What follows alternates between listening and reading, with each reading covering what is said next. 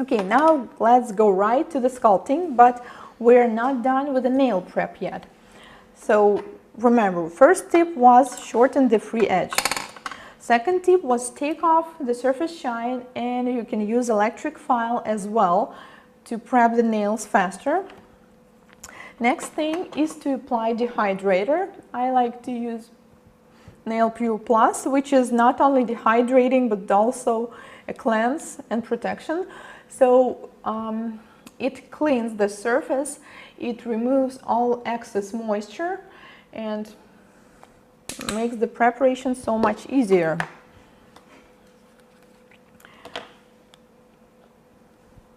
So you can use a nail wipe. This is really important to use the ones that are lint free, because you don't want to end up with all this white fur on the nails. And clean it really careful without taking the form off. Well, actually you can do this before fitting the form, but I personally prefer to do it after that, because I know that sometimes while I'm cutting the form, while I'm fitting it, I can by any chance touch the natural nail plate. Oh, and by the way, once you took off the surface shine, you, as well as your client, are not allowed to touch the nail plate. Because let's just imagine there is oil, there's dirt, moisture on top of the nail plate. So we took it off, and when we touch it, we're basically putting it back. It doesn't make sense, right?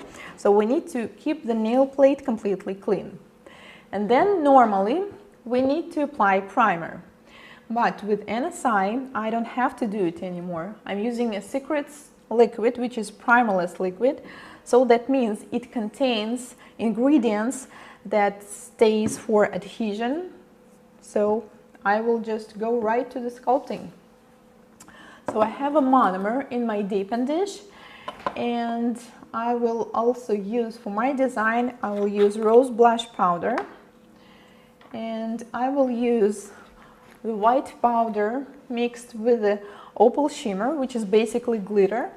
Yes, I know that NSI have over 100 colors, but you know, I'm like every girl. Even if we have 2,000 colors, we still need 2,000 first color, which is not there.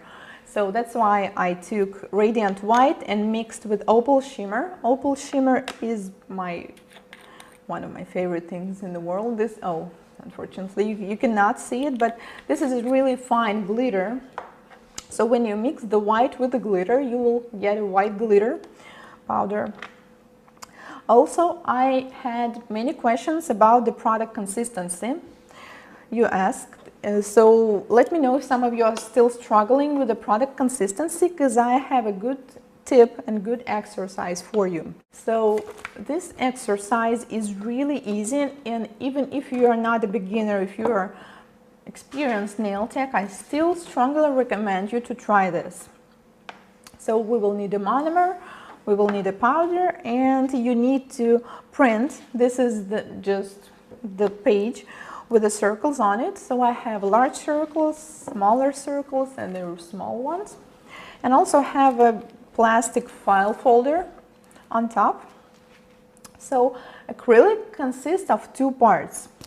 First part is monomer, or also known as acrylic liquid, and polymer powder. So while mixing them together, we get a gel-like substance which cures over time in about couple minutes, and after that it hardens and we get acrylic nail. So now let's try our exercise. So first I will pour the brush into the deepen dish with the monomer completely, so it's actually touching almost the metal handle. Then I will clean one side and place it into the powder with the other side. And now we have a bead. Try to get the sphere bead, not flat. It's not supposed to look like a mess.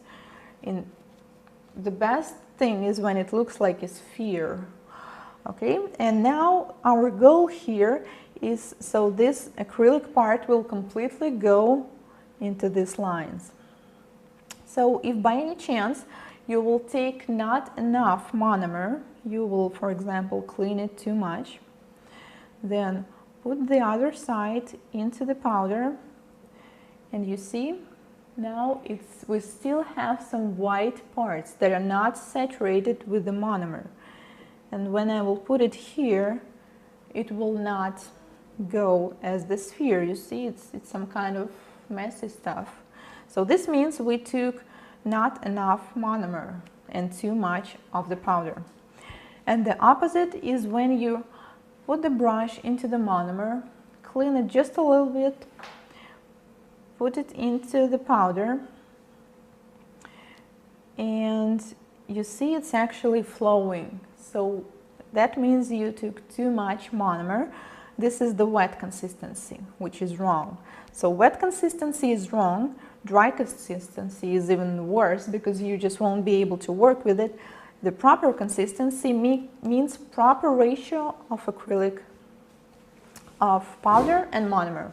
So I recommend you to practice this exercise from time to time so you can get a better sense of how acrylic works. And by the way, sometimes I've seen my students cheating. So they were like taking the monomer bead and then put it in the powder, put it right here, and then they were helping themselves with the brush, like, you know, tapping from the other sides. It's pretty easy when you're working on the file folder, not on the nails. Yes, it's easy, but it doesn't make sense. The goal here to pick the bead from the beginning that will fit into this lines perfectly. So do not cheat on yourself, okay? And then you will do the same with the smaller circles. So for the smaller size, you will need to do the same, but with less amount of monomer. Less amount of monomer will take a fewer amount of the powder. So this is how it works. I hope that this exercise will help you with your product consistency struggle. Now let's practice acrylic sculpting on the nails. Okay, so I'm using the rose blush and I'm using also the powder that I mixed and monomer, of course. Now let's start with the free edge. Depending on the length that your client wants to make, you will choose the size of the bead. So the longer nails you want to make, the larger bead you will need. So we decided to make long nails this time, so that's why I'm taking a large bead. Oh, and by the way, I'm going to show you ballerina shape now, which is basically more like square, but the sides go into one point. So if you know how to sculpt square, this shape will be also pretty easy for you. And I know that most nail technicians sculpt this shape using tips, but you already know I'm a fan of forms, so it's just a lot easier for me to sculpt it using forms. Okay, so I did the first layer. This is like the base. And now I'm taking the white bead, put it right on the top, put the brush upside down so it's facing my client now, and stretch it all up. Do not stretch it too much so it will touch the cuticle, only like till the center. And then with the whole body of my brush, I'm making the surface even.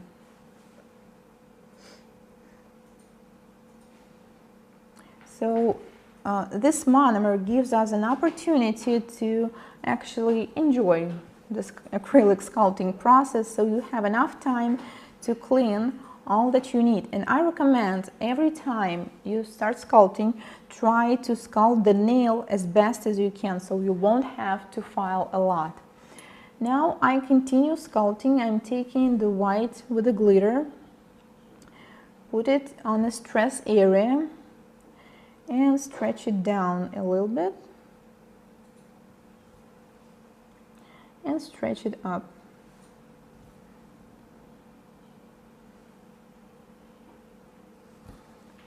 Now I'm working with the body of my brush, and now we are doing, by the way, I didn't tell you, we are doing baby boomer here.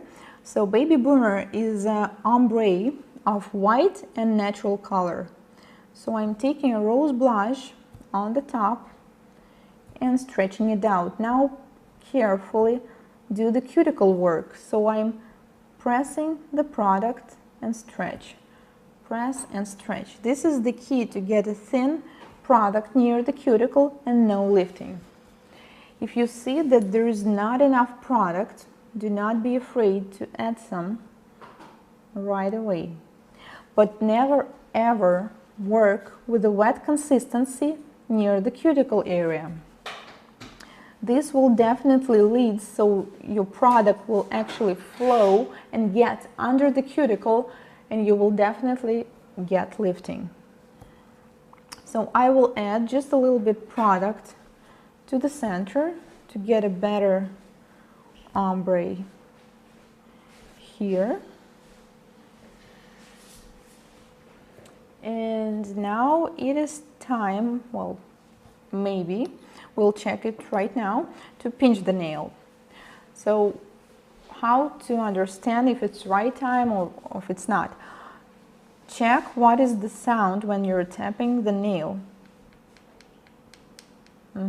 There is a sound, so that means we can pinch now. Now carefully separate the form from the nail.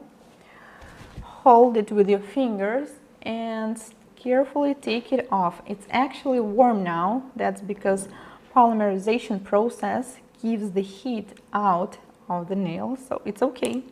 Nothing's wrong with that. Clients with sensitive thin nails might feel this heat sometimes. And then we pinch. We can use our own nails, or you can use a special tool for pinching. But for ballerina shape, we don't have to pinch it a lot, just mostly in these areas.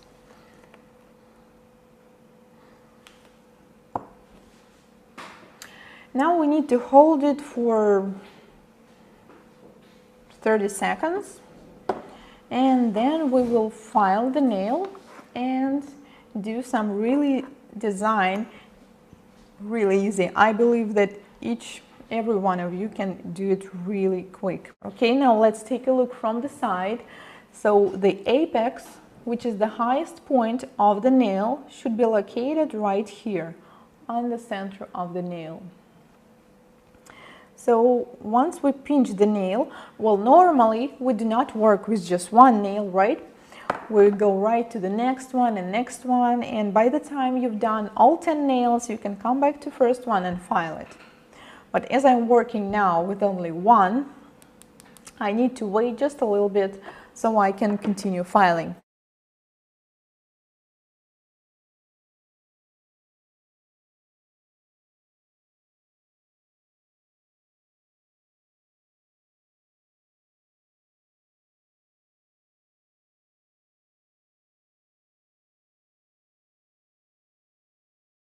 Is to apply dehydrator. I like to use Nail Pure Plus, which is not only dehydrating but also a cleanse and protection.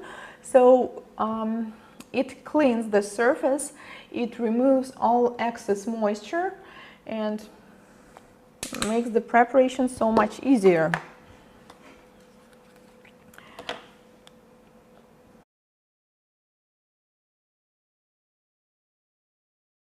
Okay, now let's go right to the sculpting, but we're not done with the nail prep yet. So remember, first tip was shorten the free edge.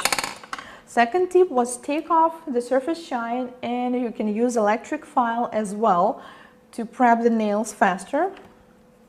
Next thing, do it after that, because I know that sometimes while I'm cutting the form, while I'm fitting it, I can by any chance touch the natural nail plate.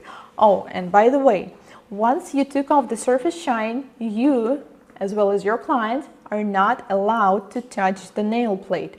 Because let's just imagine there is oil, there's dirt, moisture on top of the nail plate.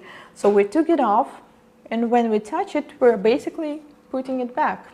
It doesn't make sense, right? So we need to keep the nail plate completely clean. And then normally we need to apply primer. But with NSI, I don't have to do it anymore. I'm using a Secrets liquid, which is primerless liquid.